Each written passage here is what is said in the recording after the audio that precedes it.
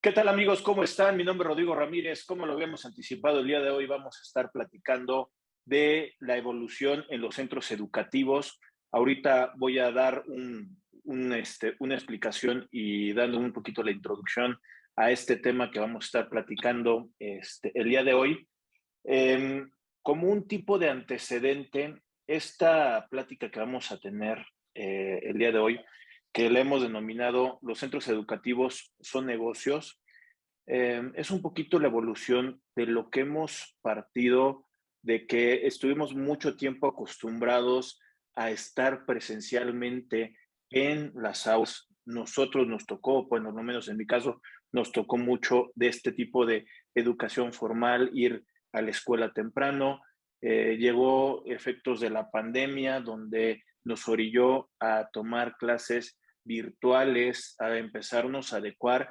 Eso ya me tocó con mis hijos, el irse adecuando a este sistema virtual, y también lo comparo con la cuestión de la capacitación, que creo que también a muchos de nosotros nos pasó, ¿no? Nosotros estamos acostumbrados a ir presencialmente a lugares, a tomar algún curso, algún diplomado, alguna especialidad, alguna maestría, algún doctorado, y de pronto nos enfocamos todo ahora en una materia virtual, ¿no? Donde teníamos el problema que el profesor o el alumnado tenían esa interacción ahora por medio de una cámara. Tema que habla sobre los centros educativos, si son negocio, déjenme comentarles que lo traigo pensado a solicitud un poquito de estos panoramas, de estar hablando ya también de la práctica que podamos tener como profesionistas, independientemente de la profesión a lo que nos estemos dedicando, pues es tocar ciertos factores para ver si podemos ayudar a estos sectores. Lo que el día de hoy vamos a estar platicando es más del área administrativa, dejando un poquito hacia adelante aspectos fiscales que pudieran ser el económico, administrativo, fiscal de estos centros educativos, porque también es, oye, tributan, no tributan, que es un tema también que se tiene que profundizar y tiene que ser amplio. El día de hoy vamos a enfocarnos al tema administrativo. Y para esto, el día de hoy nos acompaña una gran amiga que también ya nos acompañó en otra sesión anterior. También estábamos platicando temas de la pandemia, de esta educación y del profesor que tiene que evolucionar para poder llegar a este alumnado. Ella es licenciada en administración, tiene una especialidad en mercadotecnia y también tiene una máster en centros educativos. Ella es Virginia Villeda. ¿Qué tal, Gina? ¿Cómo estás? Muy buenas tardes. Hola Rodrigo, ¿qué tal? Muy buenas tardes. Buenas tardes también a todas las personas que nos acompañan y a todas aquellas a las que a través de estos medios maravillosos podemos llegar para compartir un poquito de nuestro punto de vista, de nuestras experiencias, de nuestra manera de percibir diferentes cambios en todos los aspectos de nuestra economía, de nuestro quehacer, tanto académico como administrativo, como de gestión de diferentes empresas, ¿no? En este caso nos estamos centrando un poquito en las escuelas, ¿no? En los centros educativos que han sufrido, al igual que muchas otras empresas y muchas otras industrias en el país, pues cambios radicales, ¿no? Yo creo que no podemos tener una plática sin tocar el tema de la pandemia, porque a nivel histórico ha sido algo que ha cambiado la faz de la tierra y de la historia, porque nos ha tocado a todos. Y dentro de esta revolución en la que estamos tratando de adaptarnos a nuevas metodologías, de innovar, etcétera, pues yo creo que no hemos prospectado, no sabemos todavía el rango de impacto que va a tener, sobre todo en las generaciones de egresados de todos los niveles. Yo creo que lo podremos vislumbrar hasta dentro de una o dos generaciones, cuando veamos qué tan capacitados, qué tan educados, formados y actualizados están nuestros alumnos ya en el campo aplicado, ¿no? Podemos hacer ya comparaciones. Ahorita estamos todavía como que tratando de reestructurar muchas cosas, de adaptarnos a los cambios, de rescatar las industrias. Y bueno, una de ellas y una de las más importantes en nuestro país, pues son los centros educativos, ¿no? Y hay muchos datos que se pueden rescatar. Por ejemplo, estaba leyendo que simplemente en el área metropolitana de Guadalajara, han cerrado de forma definitiva 1,800 kinders, que sí, y nada más en esa área, ¿no? En el área del kinder han cerrado de forma definitiva. Eso no solo nos afecta en la parte de la formación de una generación, nos afecta también en la parte económica, de pago de impuestos, de generación de nuevas ideas para crear nuevos mercados, de reestructuración de un panorama educativo, etcétera. Entonces, bueno, sí, yo creo que sí es importante que ahora platiquemos de los centros educativos como empresas, cuáles van a ser las nuevas gestiones, cuáles van a ser las nuevas propuestas y cómo vamos a tener que reaccionar nosotros al momento de ofrecer esos servicios y sobre todo promover la economía y mejorar la formación de nuestras nuevas generaciones. Fíjate, Gina, ahorita este comentario que acabas de decir de los centros de Guadalajara, de este sector básico kinder, eh, pues bueno, creo que mucho tiene que ver, sí, el impacto de la pandemia, pero también por cuestión de la política que trae la cuestión del Estado, ¿no? Por allá Ujú. al principio de esta 4T se había comentado que iban a desaparecer varias guarderías del Seguro Social, guarderías que al final de cuentas estas tenían compartidos algunos niños que también se iban a guarderías privadas, obviamente con un tema presupuestal para que pudieran tenerlo, y con esto de la pandemia que no podías llevar a los niños, pues obviamente pensaría que no había un ingreso económico para poderlo tener. Yo te podré decir, tengo muchos conocidos que cuando inició la pandemia justamente iban a entrar a un grado de preescolar y era la idea de, oye, los inscribo, déjenme ponerle marca de algún tipo de kinder, ¿no? El kinder gym, etc., etc., etc., donde dices, oye, yo los tengo en mi casa, bajo la cámara, bajo mi cuidado, y tengo que estar pagando para que al final de cuentas yo lo tenga que estar sentado aquí invirtiéndole tiempo, cuando realmente como padres ya dejábamos muchas cosas bajo la responsabilidad de los centros educativos en tema de formación. Si es complicado con niño de ya de la primaria, con uno de nivel de kinder, yo creo que ese impacto de la pandemia con estos centros de formación a muy baja iniciación del niño, pues yo creo que es un efecto realmente producto de la pandemia, pero bien lo estás comentando, no solamente son los centros educativos, muchos despidos, mucha gente que perdió el trabajo y el día de hoy, pues para conseguir trabajo todavía está muy complicado a 2 años de haber iniciado ya la pandemia. Sí, Rodrigo, fíjate que aquí aplican, yo creo que muchos temas de cambio.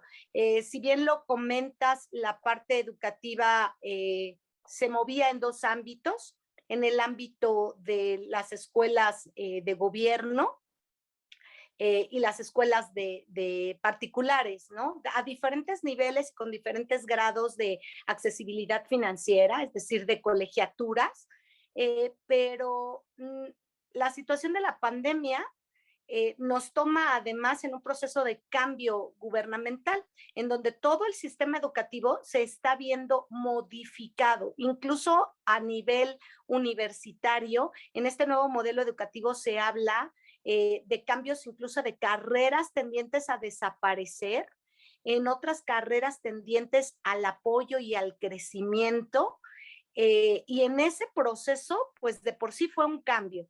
Y después viene el cambio de la pandemia, que como tú dices es un círculo vicioso, ¿no? Yo como padre de familia me quedo sin trabajo porque mi empresa cerró o mi negocio lo tuve que cerrar, ya sea momentáneamente o definitivamente, me quedo sin esos recursos, entonces tengo que dejar de pagar a lo mejor las colegiaturas de mis hijos y se vuelve esto un círculo vicioso, ¿no? Y aún los que tuvimos la oportunidad de conservar a nuestros hijos en algún centro educativo, igual tuvimos que cambiar y modificar todas estas estrategias en donde, como te decía, no sabemos cuál va a ser el impacto a mediano o largo plazo en cuanto a los resultados. ¿Por qué? Porque así como bien la tecnología nos ayudó a seguir en contacto, a seguir dejando tareas, a seguir dando clases a través de la tecnología, muchas habilidades blandas, socialización,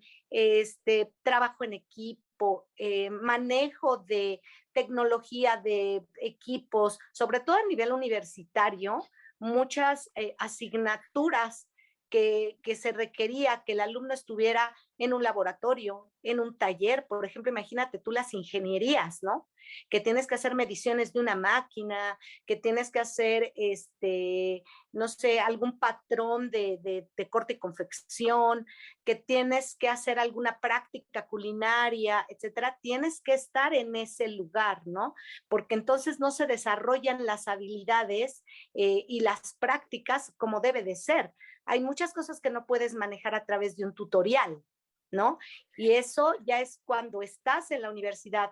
Ahora, como tú dices, ¿no? El manejo de niños chiquitos que están desarrollando apenas habilidades motrices, de socialización, y que muchas veces se necesitaba que hubiera una persona especializada en cómo las adquieren esas habilidades de lenguaje, de escritura, de socialización, incluso la educación especial en donde se necesita todavía un refuerzo más en el desarrollo de ciertas habilidades, de ciertos conocimientos y de ciertas técnicas para estas personas que requieren este tipo de ayuda, pues ha sido verdaderamente importante el reto que nos ha dejado, así como nos ha dejado muchas enseñanzas, nos ha dejado muchos retos, ¿no? Y por eso pienso que es importante empezar a analizar todo este fenómeno desde varias ópticas, desde las ópticas de adaptarnos rápidamente a los sistemas de enseñanza-aprendizaje híbridos o en línea, cómo analizarlo desde la parte de los padres, desde la parte de cada nivel educativo, de las carencias, de las oportunidades y en este caso de lo que venimos hablando en este momento es del centro educativo como negocio, es decir, cuando tú eres gestor, administrador, dueño, socio, mesa directiva de un centro educativo como negocio. En este caso de las particulares, el impacto social, porque también no solo es un negocio de manera fría, ¿sí? Es además un centro educativo representa un diseño ético y social, ¿no? Tienes un compromiso social cuando egresas alumnos con ciertas preparaciones, con ciertas capacidades, con el desarrollo de ciertas inteligencias, con valores. Entonces, cuando hablamos, por ejemplo, de que un centro educativo, hablamos de mejoras en la rentabilidad, de ventajas competitivas frente a otros colegios, también estamos hablando de la responsabilidad social de la formación de los alumnos, ¿no? En los diferentes niveles. Entonces tenemos que empezar como a trabajar en todas esas áreas. En este caso es desde la parte de la gestión y de la administración. Nos encontramos con la disyuntiva muchas veces como docentes, administrativos e incluso dueños de ¿qué vamos a hacer? ¿Cómo salvamos esta situación? ¿Cómo la mejoramos? ¿Cómo sobrevivimos? y hacia dónde nos planteamos las nuevas propuestas desde la sobrevivencia hasta el crecimiento. Entonces yo creo que sí es muy importante ver cómo vamos a gestionar de manera diferente estos centros educativos con base a los cambios tan drásticos que se han suscitado. Fíjate, Gina, ahorita que estás dando esta plática, o sea, se me vienen un montonal, pero un montonal de ideas para poderte hacer preguntas, porque, o sea, la primera ya la contestaste, pero pediría que otra vez la pudieras contestar. Los centros educativos son negocio, pero nada más espérame un tantito porque no solamente es eso para poderlo contestar, porque, o sea, las escuelas tienen un fin pues, totalmente social, que es el tema de generar la educación. Si nos vamos de una base constitucional, los mexicanos tienen el derecho a la educación básica, toda esta formación que sería primaria, secundaria, ya con universidades que aún así ya regresando después de la pandemia, otra vez a la UNAM les acaban de dar de la mejor universidad de América Latina. O sea, esto que al final de cuentas se está generando con un tema de educación, o sea, es perder de vista el negocio para poderlo cambiar con una cuestión de perder la enseñanza o convertir en un producto la enseñanza. Y la otra, para poder hacer la introducción a estas dos preguntas, cuando yo estuve seleccionando las escuelas, obviamente con mi pareja, mi esposa, para los niños, nos fuimos a ver alrededor de toda la circunferencia de la casa para ver qué tipo de escuela le íbamos a dar y eran citas, citas, citas, y ver diferentes filosofías educacionales. Claro, mira, hablando de la primera parte de lo que me expones, si la escuela tiene un compromiso, como te decía, ético-social, ¿no? Vamos a ver que incluso hay escuelas que tienen vertientes religiosas, ¿no? Donde desde su plan de estudio, su filosofía, misión, visión, valores, etcétera, va de acuerdo a ciertas ideologías. Hasta tenemos las escuelas de gobierno que, como tú bien lo mencionas, de forma constitucional deben de ser gratuitas, laicas, obligatorias, etcétera, etcétera. Y bueno, en todo en ese matiz de escuelas que tú puedes encontrar desde diferentes niveles, ideologías, plan de estudios, tenemos las escuelas militarizadas, tenemos las escuelas de tiempo completo, de medio tiempo, etcétera, de solamente de mujeres o de hombres.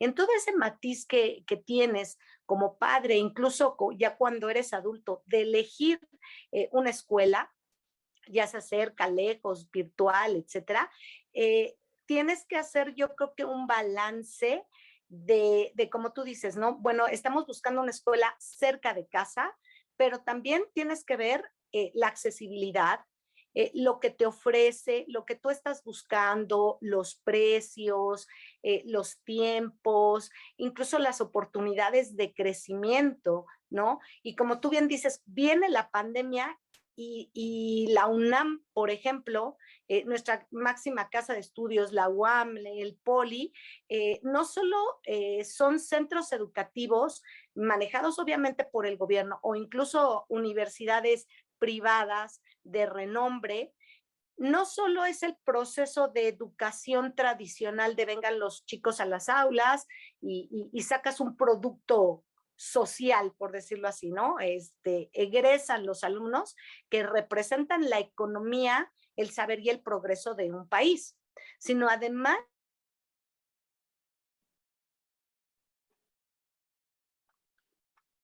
como en el extranjero, incluyendo las universidades regionales o estatales, ¿no? La Autónoma de Querétaro, la Autónoma de Morelos, la Autónoma de Tlaxcala, etcétera, etcétera, que además tienen programas nacionales e internacionales de investigación y de intercambio, que también son inversión por parte del gobierno, ¿no? Y de repente se quedan detenidos. No sé, tú eres científico investigador médico o científico investigador biólogo o alimentario. Trabajas a través de programas y de proyectos determinados. Se interrumpe y esa inversión queda ahí y queda a la mitad. Yo recuerdo todavía imágenes de investigadores de la UNAM, una vez que la UNAM se cierra, sacando a sus animalitos, sacando sus plantas, sacando sus tubos de ensayo, sacando todo lo que no se podía quedar adentro porque la escuela iba a cerrar, ¿no? Ahí se ve detenido no solo inversión, sino además se ve detenido progreso. ¿Qué pasa con esas investigaciones que se quedaron a la mitad, prometiendo un avance médico, por ejemplo, ¿no? Chicos o docentes que estaban investigando cosas tan importantes como, no sé, los usos canábicos para curar el cáncer o ese tipo de programas que se quedan detenidos y que no solo se pierde la inversión, se pierde la continuidad, se pierde el progreso y por ende se pierde el compromiso con la sociedad de generar un producto que desde la investigación universitaria queda trunco, ¿no? Y quedamos y seguimos quedando en déficit, seguimos quedando en deuda con la sociedad ante la interrupción de estos procesos investigativos, de estos procesos científicos, ¿sí? Por esta situación. Entonces, ¿cómo reinventar desde la gestión el volver a implementar, el volver a invertir, el volver a crear nuevos protocolos para que esto se reactive? Ahora con menos presupuesto, ahora con menos personal, ahora con cómo reactivar esa eficiencia, ¿sí? Que veníamos con un ritmo, ¿sí? Y retomar esas situaciones. También en la escuela privada, también cómo reactivar desde la matrícula, desde la confiabilidad de la imagen, desde la autonomía de las gestiones intrauniversitarias hasta las finanzas, ¿no? Hasta la inversión, porque también el mismo dueño o dueños de las escuelas, después de dejar de tener ganancias tantos meses de matrícula, de inscripciones, de venta de libros, de productos, etcétera, etcétera, de repente diles, vuelve a invertir y vuelve a pagar maestros, vuelve a pagar mantenimiento de oficinas, de aulas, etcétera, para ver a qué velocidad se va a reactivar el que tú vuelvas a tener ganancias basadas en los pagos de colegiaturas, ¿no? Entonces vuelve a ser un golpe para la economía a nivel de la inversión, ¿sí? El volver a decir, bueno, pues ahora ya te quedaste de 18 meses o 20 meses sin ganancia, ¿no? Pero tienes que volver a invertir de manera fuerte en reactivar la escuela.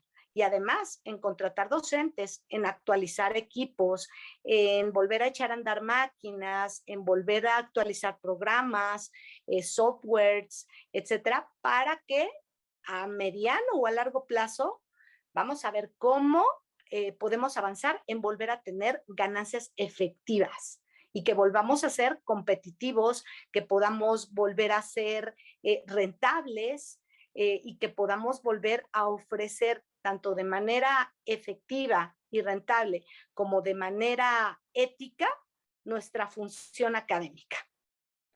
Oye, ahí Gina, muchas de las empresas, y esto olvidando el efecto de estos 2 años de la pandemia, muchas empresas que eran un negocio, generar utilidades, recursos, reinversión de esas utilidades para seguir creciendo, entregar recursos a nivel internacional, porque a nivel internacional estaban invirtiendo en México.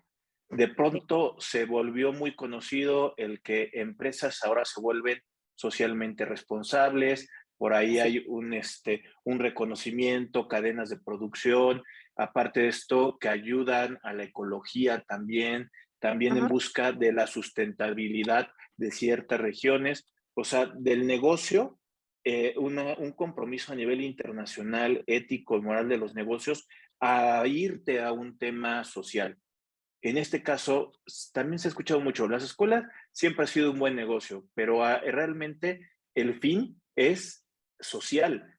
Ahora, después de la pandemia, con el tema de la pandemia, necesitaríamos cambiar esa visión social de las escuelas, de los centros educativos, para transformarlos en negocio. Bueno, yo creo que si se gestiona de manera inteligente la parte de la escuela, al igual que, por ejemplo, la parte de los hospitales, puede seguir siendo un negocio siempre y cuando te adaptes de forma rápida y eficiente a los cambios actuales. Es cierto que tenemos un compromiso social, es cierto también que es un buen negocio, ¿sí? Y que ha sido un negocio durante mucho tiempo que ha crecido muy rápido, o sea, que crece muy rápido, relativamente rápido las escuelas. Y yo pienso que con esta inversión, considero que es una inversión, el que tú dentro de tus aulas y a nivel institucional y corporativo, tú puedas implementar programas de sustentabilidad, programas de productividad, y lo han hecho muchas universidades a nivel nacional, universidades de renombre, que fomentan el que dentro de sus prácticas profesionales de los alumnos creen productos, ¿no? Por ejemplo, si estás estudiando diseño industrial, que también sepas desde crear un nuevo equipo, una nueva herramienta, una nueva máquina, y que sepas patentarla y que sepas venderla. Muchas veces con ayuda de la escuela se crean incubadoras de negocios para también introducir a los alumnos en esta parte del emprendedurismo, enseñarte a ser emprendedor. Vienen además muchas modificaciones a los planes de estudio, porque ahora ya se está cuestionando también que, bueno, las escuelas siempre han sido centros de intercambio de conocimientos o de impartición de conocimientos, pero ¿qué pasa con la parte humanista, no? Ahora ya se habla, por ejemplo, en el sur de América, de implementar planes de estudio que toquen temas como justamente enseñarles a los alumnos desde niveles básicos, inteligencia financiera, inteligencia social, emprendedurismo, inteligencia emocional, habilidades blandas, capacidades de venta, estrategias de vender su propia marca, innovación, nutrición, vida sexual, etcétera. Entonces estamos ante una perspectiva en donde ya se está cuestionando tanto la funcionalidad, la necesidad de un centro educativo, que ahora tenemos que replantearnos todas las habilidades. A lo mejor en nuestros tiempos, tuyo y mío, no cuestionábamos ni como alumnos ni como padres el que tú necesitaras aprender en la primaria las tablas de multiplicar, ¿sí? Actualmente tú dices, sí, tengo que enseñar las tablas de multiplicar, pero eso no me va a dar un alumno exitoso o una persona eh, adecuada a nivel social. Yo necesito trabajar valores, trabajar inteligencia emocional, trabajar que el chico sepa sobre nutrición, trabajar el hecho de que el chico no lo esté yo preparando únicamente para que vaya y consiga un trabajo en una empresa, sino para crear una nueva empresa, para adaptarse a nuevas tecnologías, ¿sí? Para ser Y, sustentable. y, Sí. y fíjate ahí, Jenna, que no necesariamente es que salga un técnico y un emprendedor o un empresario, sino que también necesitamos el día de hoy artistas, músicos, necesitamos otras fuentes también de humanistas que pues al final de cuentas también existen ahí. El día de hoy más con la cuestión de la tecnología, seguramente vamos a tener más ingenieros y más especializados en diferentes áreas tecnológicas porque el mismo mercado los va a estar solicitando. Aquí yo creo que esto de que comenta, pues yo todavía sí ampliaría cosas que los jóvenes ya deberían de estar teniendo, como regresar al civismo, independientemente que los planes de estudio los hayan quitado o no, pero regresar a este tema de civismo, cuestión de análisis de votaciones, como lo que acaba de suceder en esta de la revocación, de que no es que vayas a votar por el simple hecho de votar, sino que si tú no quieres votar, tú sepas por qué no quieres votar, que sea realmente tu forma de poder identificar y esos criterios te los tienen que dar desde la manera formativa. O sea, civismo, votaciones y la otra, hasta clases de fondo de ahorro para el retiro. ¿Cómo es que tú vas a tener un recurso para el Rodrigo viejo que va a tener ya una vida hacia adelante? Que estas cosas casi ya las vemos y si las llegamos a ver es muy ligado hasta el final de nuestra vida profesional y que durante mucho tiempo en la etapa educativa pudimos haber analizado diferentes cosas como esa sensibilidad del emprendimiento, también este tipo de detalles que creo que hacen falta que los incorporemos oficialmente o en estos centros educativos como cosas adicionales que le estás enriqueciendo, como dices, en un tema humanista. Sí, fíjate que es muy importante que en estas generaciones, las personas que tenemos en nuestras manos algo tan importante como la educación, podamos crear nuevas propuestas, porque como bien lo dices, ¿no? No solo es que se haya quitado el civismo, eh, es que el civismo sin juicio crítico no te sirve de nada aprenderlo, ¿no? No te sirve de nada abrir un libro y decir, ah, bueno, sí, la historia de las votaciones, en qué año empezaron a votar las mujeres, aprenderme el himno nacional, etcétera. Si no generamos el aprendizaje de las habilidades de cuestionarnos, de tener un juicio crítico y sobre todo de enseñar al alumno a hacer un plan de vida. ¿Sí? Lo que comentabas tú de los fondos de ahorro para el retiro, ¿no?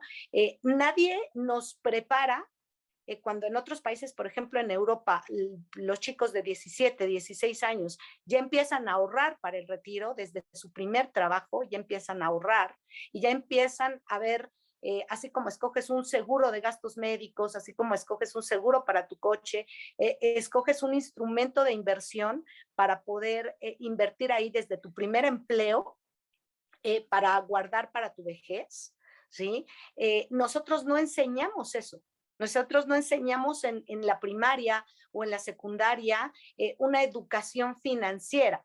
No, muchos llegamos a grandes y no sabemos manejar una chequera, no sabemos leer un estado de cuenta, no sabemos por qué nos están cobrando ciertos impuestos.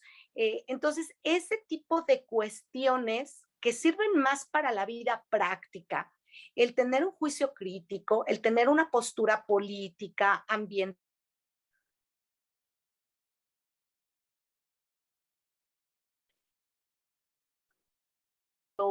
el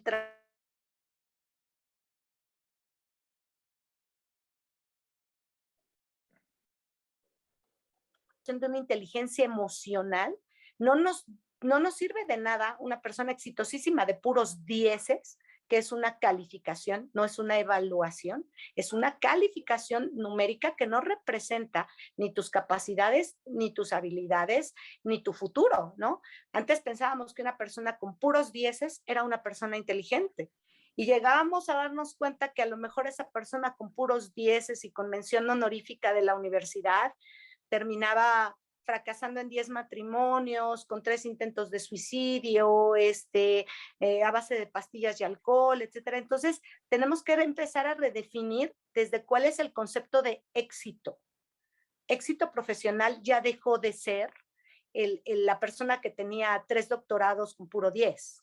¿Sí? Éxito profesional ya tiene que ver en lo personal, en lo familiar, en el aporte social, en el aporte cívico, en el impacto ambiental, en muchas cosas que tú vas a dejar como un legado y que también para la escuela es bien importante, Rodrigo, porque representa un activo y además representa una imagen.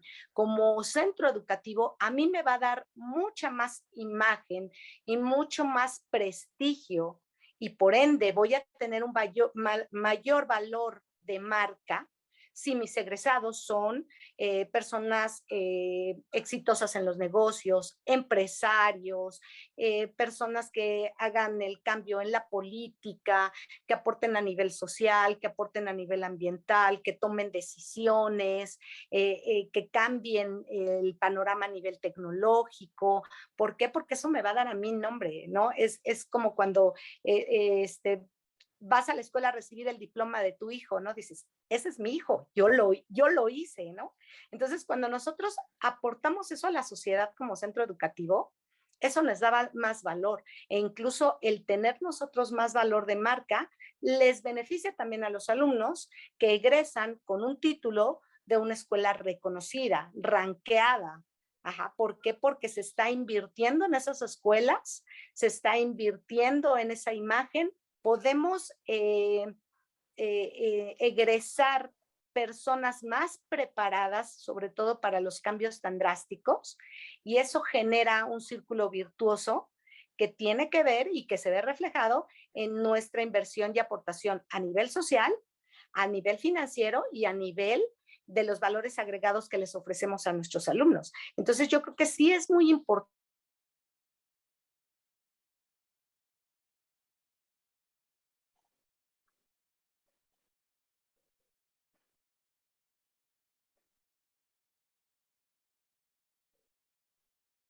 más alternativas de crecimiento adaptándonos. Sí vamos a ser una escuela que transmita conocimientos, pero también tenemos la responsabilidad social de ser formadores. Oye, Gina, ya, o sea, por ejemplo, ya tocaste tema social, ya comentaste en invertir en cuestiones de profesores, ya también estuvimos viendo un poquito las diferentes temáticas que debería de tener pues materias que se van incorporando, tema humanístico para los alumnos, para que al final de cuentas vaya generando una marca que sea llamativa para los padres, para los mismos alumnos, porque al final de cuentas forma parte de su crecimiento. Pero ahora, allá afuera me ha tocado ver muchas escuelas que no tienen una planeación de infraestructura y van creciendo de acuerdo a la necesidad que tienen. Hoy quiero abrir un nuevo edificio, entonces tengo al lado edificios de casas, habitaciones o otras oficinas y empiezan a adquirir ahí de lo que está ahí cerca para no estar tampoco tan lejos y ya después dejan muy diversificado por la zona donde puedan estar estos centros educativos.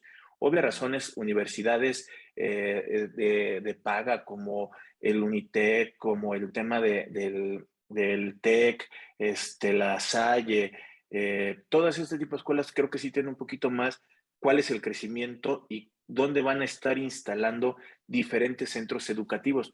Pero hay otro tipo de escuelas que van creciendo de acuerdo a su propia necesidad. Esto es bueno para ellos por estar creciendo sin una planeación identificada. Y la otra, hoy todavía en una pandemia que ya estamos regresando a las clases virtuales, es un buen momento para poder tener una infraestructura cuando realmente ahorita hay muy pocos alumnos que se quedaron en las universidades o escuelas de paga por razones de pérdida de trabajo de ellos o de sus padres? Bueno, contestando a la primera cuestión en cuanto al crecimiento, muchas veces yo creo que nos pasa en las escuelas como nos pasa, por ejemplo, en las casas, ¿no? De acuerdo a tu presupuesto y tus necesidades que te acabas de casar y que nada más son dos personas, pues adquieres un terreno pequeño y vas creciendo conforme a tus necesidades, ¿no? A lo mejor vas construyendo un bañito, vas ampliando tu cocina o le echas un segundo piso a la casa, etcétera, etcétera, conforme vas viendo que vas teniendo tanto los recursos como las necesidades de crecer, ¿sí? Que no te da mucha amplitud a la planeación. ¿Por qué? Porque vas yendo poco a poco, ¿no? Si tienes a lo mejor los recursos para contratarte un arquitecto, bueno, pues a lo mejor lo harás de una forma un poquito más logística, mejor planeada, ¿no? Y no vas a dejar la cocina junto al baño, ¿ok? Pero en muchas escuelas pasa lo mismo. Muchas veces, sobre todo en ciertos municipios del Estado de México, en donde han surgido muchísimos servicios porque son municipios dormitorio, en donde todo mundo salimos a otras partes, especialmente en Ciudad de México, y regresamos a dormir, pero dejamos a los hijos en casa. Ajá. Han crecido escuelas que empezaron en una casita, ¿no? Y que después, bueno, ya resulta que ya no nada más es el kinder, ahora ya pusimos la primaria pero el gobierno nos está pidiendo que tengamos vías de acceso, que tengamos seguridad en la construcción, que tengamos una cancha por lo menos de fútbol o de básquetbol para actividades físicas, etcétera. Representa ya un reto en cuanto a la capacidad de crecimiento que también en el momento de gestionar los dueños o los socios debemos de ser muy inteligentes y saber, número uno, cómo invertir. ¿Qué me conviene más invertir? Prefiero invertir en ampliar de nivel educativo, es decir, que si toda la vida he sido primaria, ¿me conviene tener ahora secundaria o me conviene tener una buena primaria, pero de excelencia? ¿Sí? De excelencia. ¿Cómo quiero crecer? Se puede crecer hacia adelante, se puede crecer hacia arriba, se puede crecer hacia los lados. Un negocio, y tú lo sabes, cualquiera que sea, especialmente en las escuelas, podemos ser medianamente buenas, pero de muchos niveles, ¿sí? Podemos ser pequeñas, pero con varias sucursales en diferentes lugares geográficos. Podemos especializarnos en una sola área, por ejemplo, solamente somos universidad en línea. No hay presencial, no hay híbrido, solo somos universidad en línea, ¿no? Y pasa incluso en la misma SEP, en la Universidad Abierta y a Distancia de México. Yo tenía, por ejemplo, alumnos de Quintana Roo, de Sonora, de 70 años, de 18 años, etcétera, pero solamente era universidad en línea. Entonces yo creo que aquí más que nada es planear tu estructura y cómo quieres crecer. Hacia arriba, hacia adelante, hacia los lados, diversificarte, etcétera. Muchas escuelas también empiezan siendo únicamente escuela, pero después se diversifican y ya tienen una librería, una papelería, un lugar donde venden uniformes, etcétera, etcétera. Y bueno, también es parte del plan de negocios o del modelo de negocios que tú tengas presupuestado, ¿no? Pero sí lo debes de tener, a mi juicio, una gestión eficiente e inteligente, es no crecer nada más únicamente por crecer. Porque entonces pasa lo que tú decías, ¿no? Empiezo con un cuartito y nada más le voy echando, bueno, pues échenle un cuartito para adelante o ahora 2 pisos hacia arriba, ¿sí? Pero no voy planeando de forma corporativa en dónde invertir. Invierto en mejor recurso humano, en capacitarlo, en tener docentes de calidad, de renombre, preparados, actualizados. Ofrezco más carreras, ofrezco maestrías, cursos. ¿Qué ofrezco? ¿Cómo vas a crecer? ¿Cuál es tu plan? ¿Sí? Sobre todo ahorita viene mucho el reto de que justamente por lo segundo que comentabas, que es, bueno, nos vimos resumidos en la pandemia a que aunque tú tuvieras una escuela con instalaciones magníficas, de nada te sirvieron porque nos tuvimos que ir todos a casa y a ti como dueño de una escuela, en lugar de generarte ganancias, te generaba gastos porque tenías que pagar la renta, porque tenías que se limpiara, que se hiciera mantenimiento y estaba generándote pérdida en lugar de ganancia, ¿no? Ahora con este nuevo replanteamiento a nivel educativo y logístico, es importante que las empresas educativas se replanten. ¿Me conviene o estoy alimentando un elefante blanco y estoy regalando dinero que bien lo podría yo invertir en mejorar mi infraestructura, en cambiar mi software, en contratar personas más capacitadas, en ser más eficientes, es decir, hacer más con menos y de mejor Fíjate calidad? que, ¿Cuál es el plan? Viene un replanteamiento. Sí. fíjate que ahí, Gina, para poder ir también platicando por lo que está diciendo, la palabra innovación. Muchas centros educativos el día de hoy para poder traer otra vez a traerlos a los ojos para este negocio, pues tienes que innovar. Ya lo habías comentado también, es esa generación de la marca. Déjame también comentarte, en esa investigación que yo estuve haciendo para escuelas de mis hijos antes de la pandemia, mucho antes de la pandemia, fue la primera vez que yo conocí el Mentimer o el Menti, que también ya ahorita lo estamos utilizando mucho para esa interacción con los alumnos.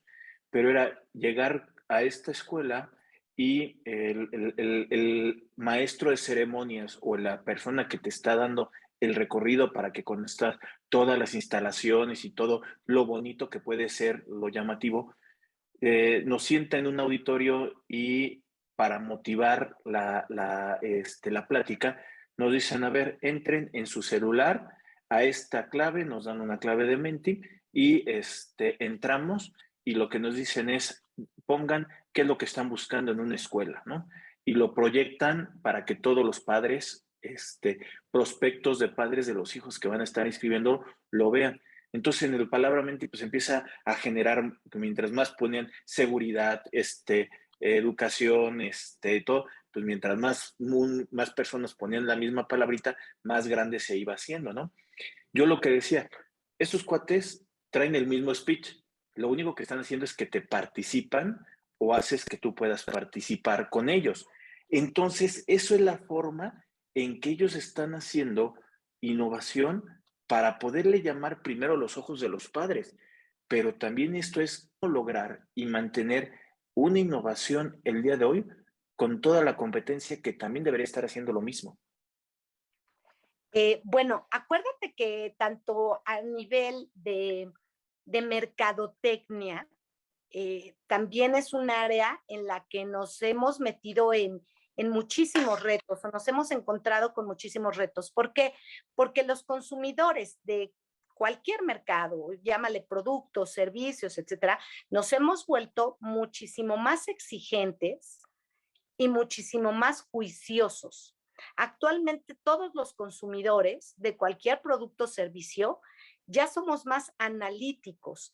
Ya no nos dejamos guiar nada más por el espectacular muy llamativo o el comercial de la tele, etcétera. Ya nos ponemos a investigar, ¿sí? ¿Por qué? Porque están llegando a tu mente tanta cantidad de información que ya te vuelves una persona comparativa incluso con precios y productos. Lo vemos en el súper, ¿no? Si yo tengo este producto que es igual a este producto de diferentes marcas, me pongo a ver desde el precio, la durabilidad, la utilidad, los ingredientes, etcétera. Lo mismo pasa con los servicios, especialmente en las escuelas y especialmente los padres que tenemos cierta información, cierto nivel o acceso a la información y sobre todo que tenemos el tiempo y el cuidado de elegir lo que pensamos que es la mejor opción para nuestros hijos o qué es lo que nuestros hijos desean o necesitan.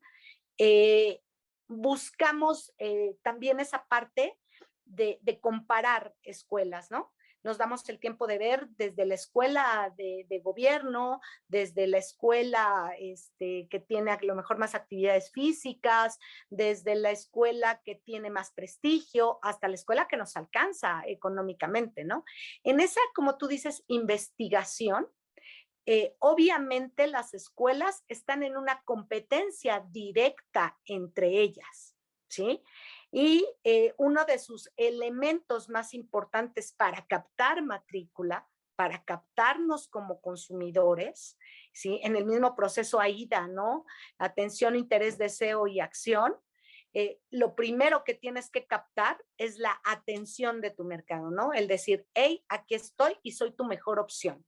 Generar el interés, cómo genero el interés, diciéndote, mira, si esto es lo que te estoy mostrando o enseñando para que me elijas como la mejor opción, genero por lo mismo ahí el deseo y la acción, que es el que tú inscribas a tus hijos ahí, garantizándote toda la gama de servicios que viene incluido en la marca de una escuela, ¿no? Pero también viene la parte que no vemos a nivel innovación. Cuando tú hablas de innovación, es crear cosas que no están siendo creadas, ¿sí? Dejar un precedente de cosas que van a ser funcionales y súper necesarias. Antes de que existiera el celular, nosotros no podíamos decir que necesitábamos un celular porque no lo conocíamos, ¿sí? ¿Qué pasa cuando lo creas? Ahorita el celular es nuestra vida. Nos quitas el celular y nos quitaste la comunicación con familiares, los contactos, las redes sociales, hasta el día y la hora nos quitas, ¿sí? Entonces, ese primer paso de crear algo que en un momento dado va a ser una necesidad súper inmediata, ¿sí? Es uno de los retos que tiene la escuela. Pero para crear innovación, debes de tener justamente un plan de crecimiento y de inversión, ¿sí? Por ejemplo, muchas escuelas que empezaron haciendo las clases streaming, muchas escuelas que desarrollaron programas como las mentorías, muchas escuelas que desarrollaron los talleres de robótica, de programación, muchas escuelas que incluso te ofrecían dobles titulaciones, ¿sí? Especializarte en dobles titulaciones, escuelas que te ofrecían la incubadora de negocios. Fueron programas en los que primero se tuvieron que planear, que tuvieran una funcionalidad y que se pudieran ofrecer como un servicio no solo alternativo, sino que se hiciera para ti necesario. Para mí es necesario y así empezó también la educación en línea. Si yo no me podía trasladar a un centro laboral, o si yo soy madre de familia, o si yo salgo de trabajar a las 10 de la noche y solo puedo estudiar de madrugada, bueno, ahí está la necesidad que creamos y el producto para satisfacerla. Entonces, en esta competitividad tan grande entre escuelas, ¿sí? Entre centros educativos, la innovación y la inversión en la innovación debe de ser algo que le dé productividad al egresado. Es decir, que tú puedas, saliendo de la escuela o desde antes, aplicarlo y desarrollar, ¿no? Por ejemplo, la innovación de negocios o los talleres de marketing y ventas, o el mismo emprendedurismo. Es algo que ya te voy a dar como herramienta para que tú empieces a generar tus mismos ingresos o para que tú empieces a desarrollar tus mismos negocios. Talleres de mujeres emprendedoras, programas sociales para discapacitados, en fin, todos estos programas que generan por una parte inversión, y toda inversión tarde o temprano al tener un costo-beneficio va a tener estos resultados a gran escala, que al rato se van a volver absolutamente necesarios. Por ejemplo, las computadoras. Nosotros crecimos en escuelas que no sabíamos ni lo que era una computadora, en diferentes niveles. Ahorita tú no ibas a inscribir a tus hijos en una escuela que no tuviera una computadora, ¿sí? ¿Por qué? Porque ya se generó esa demanda en base a un proceso innovador. Entonces tú vas a decir qué clase de dueños tienen una escuela que no le invierten lo mínimo a por lo menos tener una computadora o una biblioteca virtual, ¿sí? O no sé, una infraestructura adecuada y segura.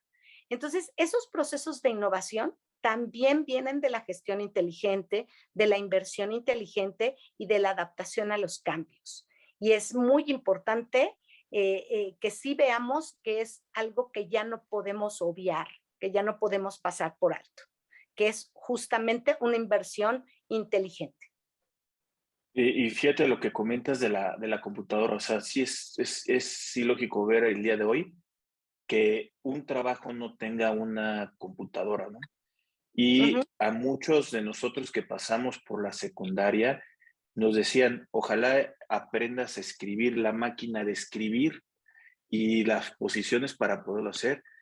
Hay veces que como cuando también aprendías a tocar el piano y no tenías piano, pues en las dibujadas de las teclas, ahí empezabas a aprender y ya cuando llegabas a la escuela para poder tocar el piano, igual la máquina de escribir, la exposición de cómo están las letras, uno pues más o menos lo puede hacer, porque ya se aprendió en dónde están ubicadas las letras para una computadora.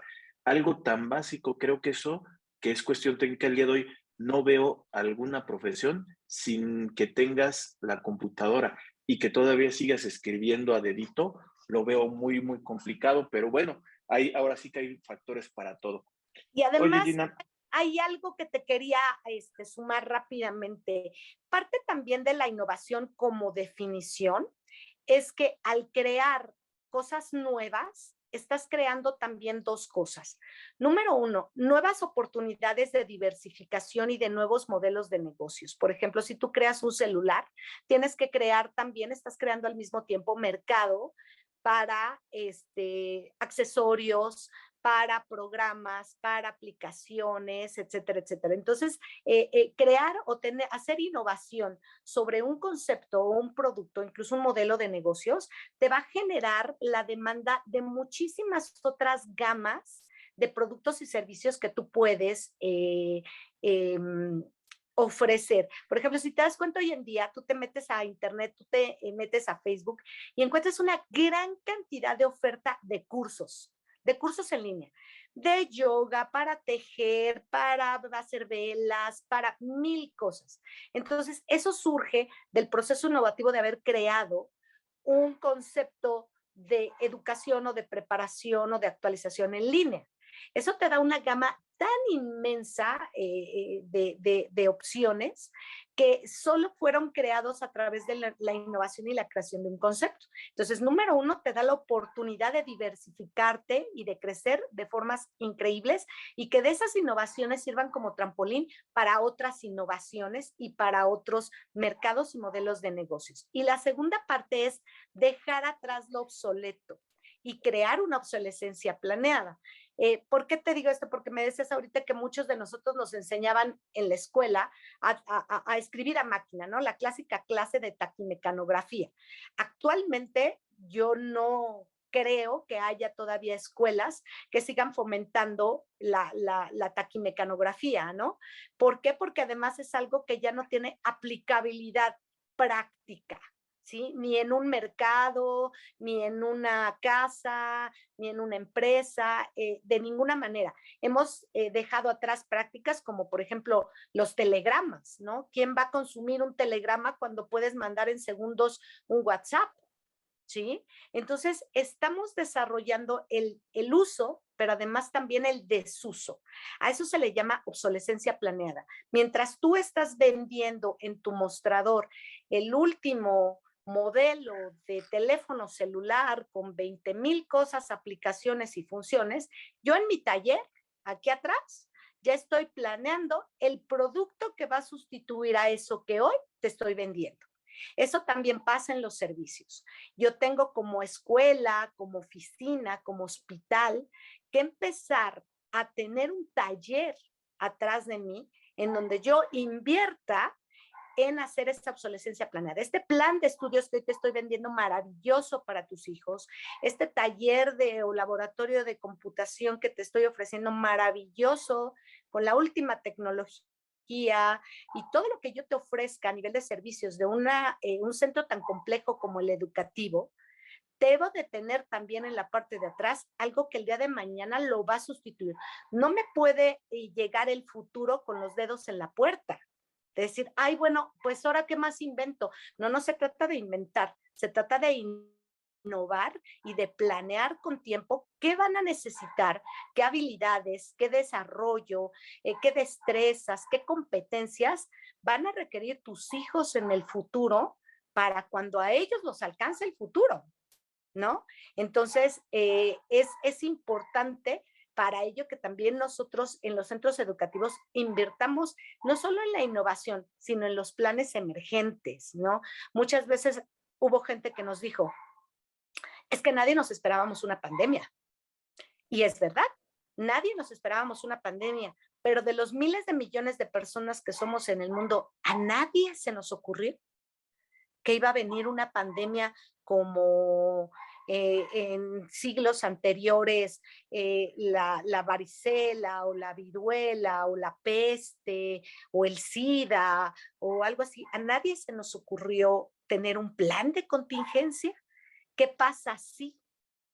¿Sí? O tener por lo menos un ahorro, una partida presupuestal para planes contingentes, para innovaciones, para actualizaciones, para cambios, ¿sí? Entonces, ahí viene mucho de nuestro cuestionamiento de qué nos depara, qué vamos a aprender, qué de resiliente tuvo este impacto tan grande de la pandemia, qué aprendizaje nos dejó, cómo nos tiene que agarrar parados la siguiente pandemia o la siguiente, el siguiente cambio político, económico, la siguiente guerra, el siguiente orden mundial y cómo estamos preparados a nivel empresa, gestión, innovación y sobre todo preparar a nuestras futuras generaciones porque ellos son los que lo van a enfrentar.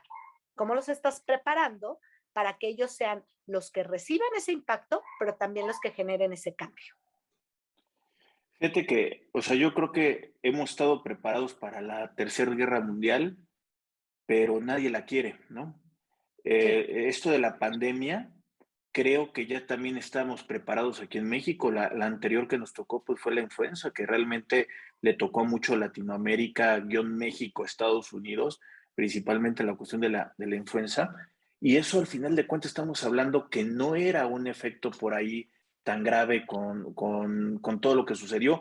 Nos recluyeron unos cuantos días, se había pronosticado desde épocas de Felipe Calderón, cualquier cosa íbamos a tener una contingencia sanitaria, qué es lo que iban a hacer los empresarios y los trabajadores, qué es lo que iba a suceder a nivel de salud.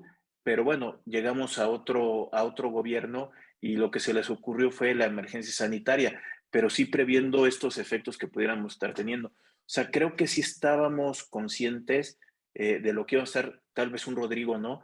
Pero políticamente creo que sí estaban en muchos países con la conciencia de qué estaba haciendo, pero al momento de entrar a la pandemia, pues cada quien le fue en forma diferente por los grados de alcance que pudiera tener cada uno de ellos. Gina, déjame invitar a la gente que nos pongan los comentarios en la parte de abajo, los invitamos a que nos sugieran temas, los invitamos a que se suscriban al canal de YouTube de Rodrigo A. Ramírez Venegas, que lo compartan, ahí también hay una campanita que si la aprietas te va a estar avisando cada vez que estamos subiendo contenido, que nos busquen en canales de distribución como podcast, pueden ser iTunes, Spotify, Google Podcast, hay Amazon, hay un montonal de distribución donde pueden encontrar el contenido y creo que puede ser que aunque no lo estés viendo, lo puedes estar escuchando y eso te va a ayudar para tu día a día o te puede ayudar con las ideas y por lo simplemente pues, también lo que puedo decir para acompañarte el día de hoy hasta en una distancia que puedes ir de tu oficina a tu casa o a la escuela, también creo que te puede ayudar un poquito el estar escuchando este tipo de contenidos. Ojalá nos ayuden a seguir creciendo. Ya vamos para 2 años con este tipo de contenido que estamos subiendo y ojalá nos ayuden a seguir creciendo. También en Facebook, que nos pongan un like ahí en la página en donde se están subiendo el contenido y que también lo puedan compartir por ahí. Gina, para poder concluir, creo que al final de cuentas todo esto que nos estás diciendo, creo que es algo muy básico para la actualidad de estos centros educativos, pero ¿con qué conclusión o algo que creas que nos hace falta compartirlo a las personas que nos están escuchando y viendo para poder concluir el día de hoy? Bueno, obviamente yo también quiero agradecer a toda tu amable audiencia en la mejor espera a que tenemos en común, ¿no? Porque yo creo que a todos nos preocupa en el ámbito educativo, pedagógico, ya sea como padres, como dueños de un negocio, de un centro educativo, como alumnos, como trabajadores que nos queremos seguir capacitando y que constantemente estamos investigando nuevas y mejores opciones que nos traigan aportaciones reales y efectivas a nuestra vida. Yo creo que son temas de mucha actualidad lo que tú siempre publicas, lo que tú siempre difundes y es una gran labor social y es una gran oportunidad para que nos mantengamos actualizados y te lo agradezco mucho. Para la gente que somos apasionados de la educación, se nos viene un gran reto. para todos los que somos padres, se nos viene un gran reto encima. ¿Por qué? Porque es un replanteamiento de un nuevo orden de conciencia.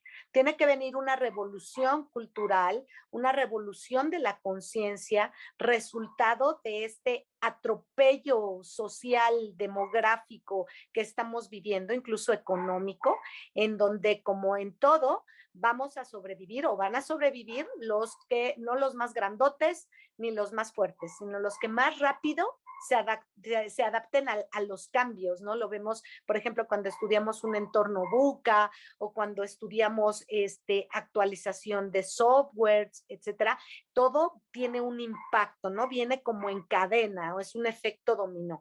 Entonces es algo que no podemos pasar por alto, porque todos los días estamos educando y nos estamos educando, ¿sí? Entonces, yo pienso que a nivel de los negocios que están pegando en la actualidad y que estamos luchando por sobrevivir y por crecer, la mejor decisión que podemos tomar es invertir en la educación. Invertir en la educación no quiere decir que pongas una escuela. Invertir en la educación quiere decir que inviertas todos los recursos a tu alcance, ¿sí? Para poder influir e impactar de manera positiva en generar un cambio de conciencia, ¿no? Yo te comentaba cuando hablábamos de este tema, que cuando nosotros estamos administrando, gestionando un centro educativo, nosotros tenemos varios cómo, ¿no? ¿Cómo hacer? Ok, ya estamos atropellados por la pandemia. ¿Cómo le hacemos para generar una sana gestión de negocios de esta naturaleza? Bueno, hablamos de la infraestructura y de la estructura, es decir, ¿qué tanto le vas a invertir a los activos, a lo físico, ¿sí? Para estar actualizados, para ser competitivos y para dar un servicio de constante calidad y que también genere ganancias y que también active la economía. La parte 2, que yo creo que es muy importante, es el recurso humano. Dice Richard Branson que él no se preocupa por sus clientes, que él se preocupa por sus empleados para que sus empleados se preocupen por sus clientes, ¿no? Cuando tú inviertes en un sano recurso humano a nivel docente, a nivel actualización, personas bien pagadas, contentas, motivadas, preparadas, siempre vas a tener una ganancia del 1000%. ¿Sí? No solo en el ámbito económico, sino en el crecimiento de tu misma empresa, porque la gente va a dar más de lo que está pagada para hacer. Se va a poner la camiseta y va a decir, esta es mi empresa y yo la estoy haciendo crecer, estoy motivado, ¿sí? Sobre todo en una empresa donde no estás haciendo zapatos, estás creando futuros, estás creando historias, estás trabajando con seres humanos que piensan, que sienten, que van a aportar y que el día de mañana va a ser la persona que esté trabajando contigo o para ti y que va a aportar a tu empresa en lugar de tener que ser la persona que te va a estar asaltando en la combi. ¿Sí? Entonces, es algo muy importante el recurso humano como inversión en lo académico, en lo administrativo y sobre todo en el clima organizacional. La tercera parte también la hablábamos, la planeación. Tener bien concreto cuál es el plan de vida de tu negocio a corto, mediano y largo plazo. ¿Qué herramientas tienes de medición del crecimiento? ¿Cómo vas a medir que tu negocio está creciendo y hacia dónde va dirigido tu producto? Diversificarse, tener diferentes sucursales, crecer de nivel, crecer en calidad, crecer en prestigio. ¿En dónde estás poniendo toda tu inversión de recursos?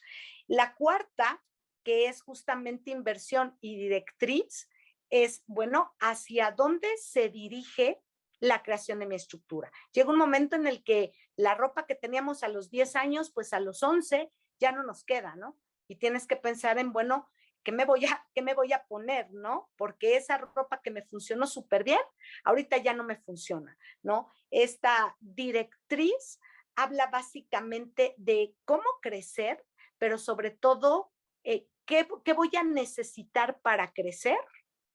Y hacia dónde quiero generar productos alternativos. Es decir, me voy a ir hacia la investigación, a generar productos que la misma empresa o escuela puede vender, como puede ser desde los libros hasta la maquinaria, hasta la robótica, ¿sí? Tú puedes generar desde el ámbito educativo. El Politécnico, por ejemplo, tiene muchísimos productos que ya están a la venta que se generaron desde la inversión de sus laboratorios, ¿no? Y que empezaron como proyectos estudiantiles y que de ahí tanto la escuela como las personas que lo crearon han sacado y desarrollado y diversificado nuevos negocios. Y por último, lo que hablábamos, la innovación y el legado. Es muy importante que crezcamos, no solo por tener un ranqueo de las mejores escuelas o por tener un renombre, sino por las nuevas conciencias que estamos creando. Estamos sacando de las escuelas políticos, empresarios, maestros, investigadores, inversionistas, financieros. Estamos generando una construcción de un tejido social que tiene mucho que aportar, pero también mucho que sanar, ¿sí? Porque estamos viviendo en un país desgraciadamente devastado por la violencia, por las diferencias sociales, por la pandemia. Entonces ahorita necesitamos gente que construya, pero que cierre ese tejido social, económico, financiero, de inversión, y lo necesitamos rápido, ¿no? Esto era para ayer. Necesitamos crear una conciencia colectiva, necesitamos crear un cambio de actitudes, necesitamos crear, como tú lo decías hace rato, ¿no? La parte sustentable, la parte de la responsabilidad social, la parte del tejido social, la parte de prospectar hasta dónde esta pandemia va a cambiar la preparación de unos alumnos. Yo hasta dentro de 10 años yo creo que vamos a poder ver qué tanto nos afectó quedarnos 2 años recluidos en casa, qué tanto atraso nos generó o qué tanto adelanto nos generó, ¿sí? Porque yo creo que todavía no hay los suficientes elementos de medición ni a nivel académico, ni a nivel familia, ni a nivel empresa, para darnos cuenta la onda expansiva que generó esto, y va a ser muy necesario que antes de que lleguemos a ver los resultados, hagamos algo para revertir el daño. Y pienso que debe de surgir desde las familias, desde las aulas, y que eso va a representar nuestro mayor compromiso y nuestro mayor reto, porque la historia sí nos va a calificar. Entonces, con esto hablo del legado.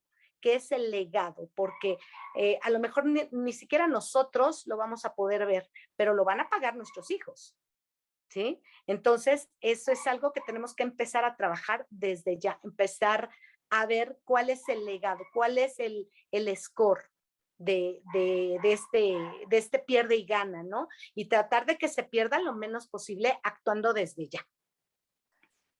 Fíjate, Gina, también para poderte comentar, o sea, en la escuela de mis hijos fue una salida de una maestra que tenía mi hija. Ya le tocó su último año a mi hija, me pidieron que los apoyara con hacer un video para su despedida y me empiezan a llegar materiales, obviamente de los niños que estaban en sus sesiones, en sus clases virtuales en esta ocasión, pero empiezan a llegar de otros alumnos, de los mismos profesores, de otras generaciones que te puedo decir que eran más grandes que tu servidor, que llegaban videos porque empezaron a hablar, ahí bajito, ya van a hacer un video para la despedida de la Miss y ya empiezan a llegar videos, donde se pudieron ver diferentes generaciones.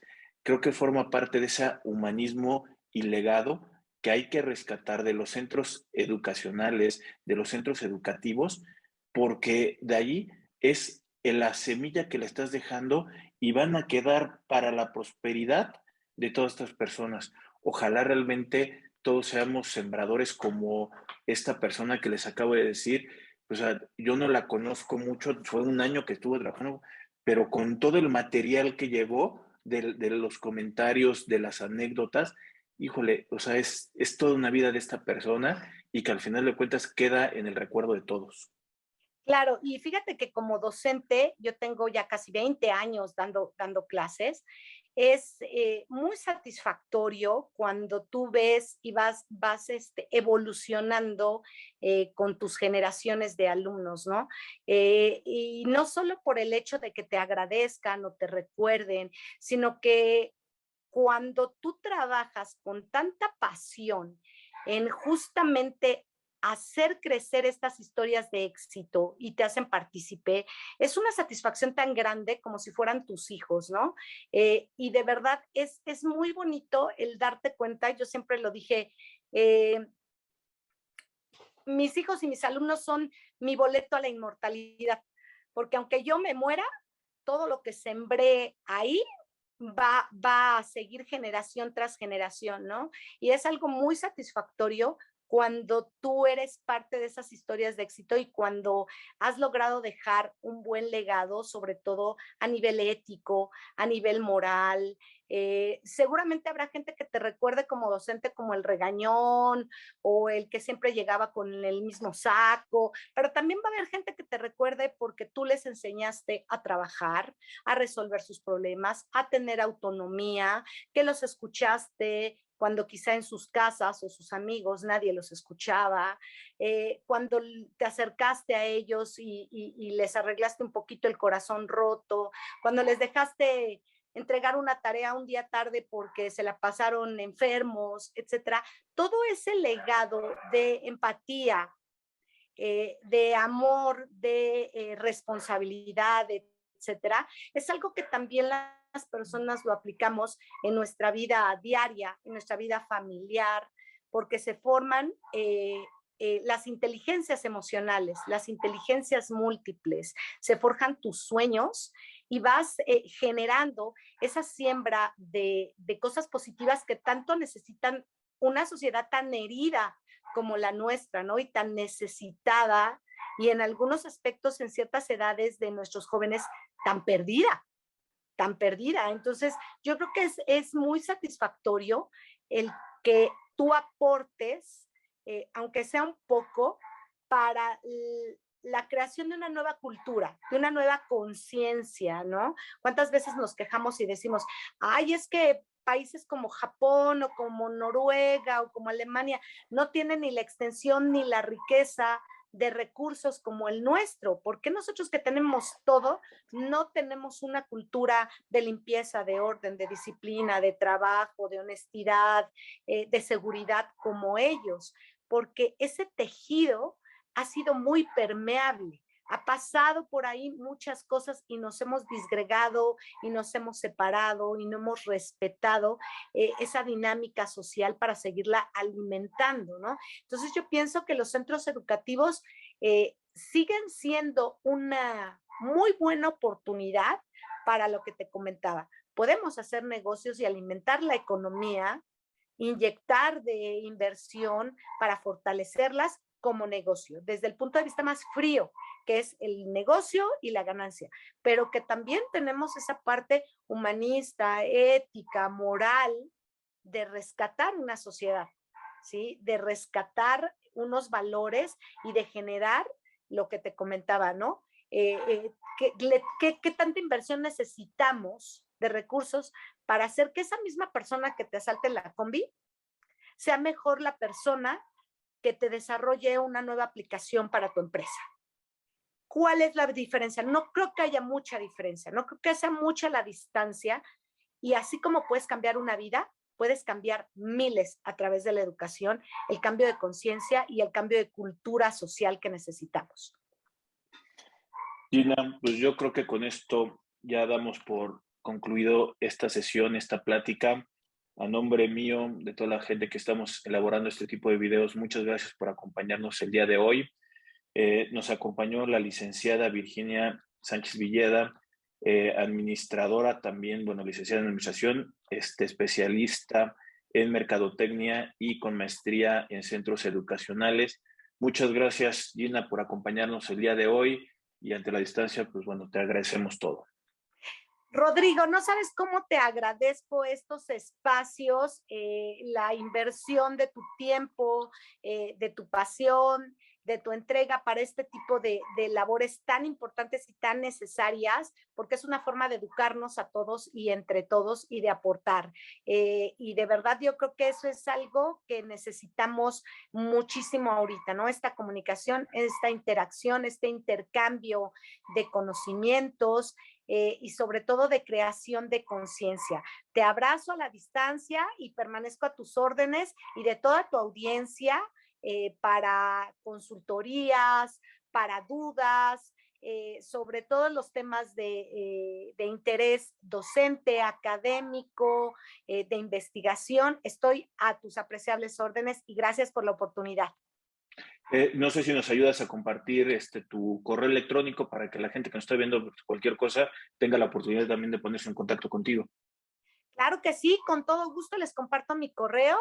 Si quieres te lo escribo. De todos modos es ginavilleda22@yahoo.com.mx.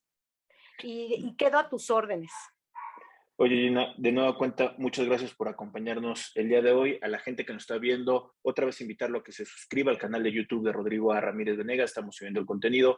También busquen la plática anterior que tuve con Gina. Creo que también puede ir complementando como una pieza por ahí de rompecabezas y ver esos aspectos más allá de temas contables, legales. Hay que ver también el área administrativa.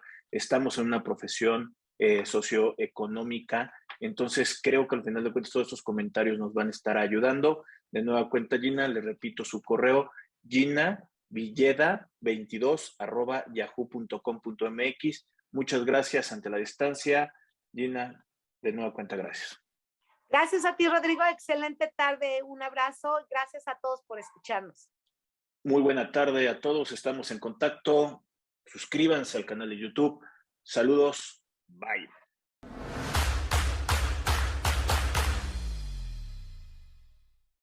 Si llegaste hasta aquí, te pedimos que te suscribas al canal de YouTube de Rodrigo Ramírez Venegas y también que nos apoyes dándole like a la página de Facebook.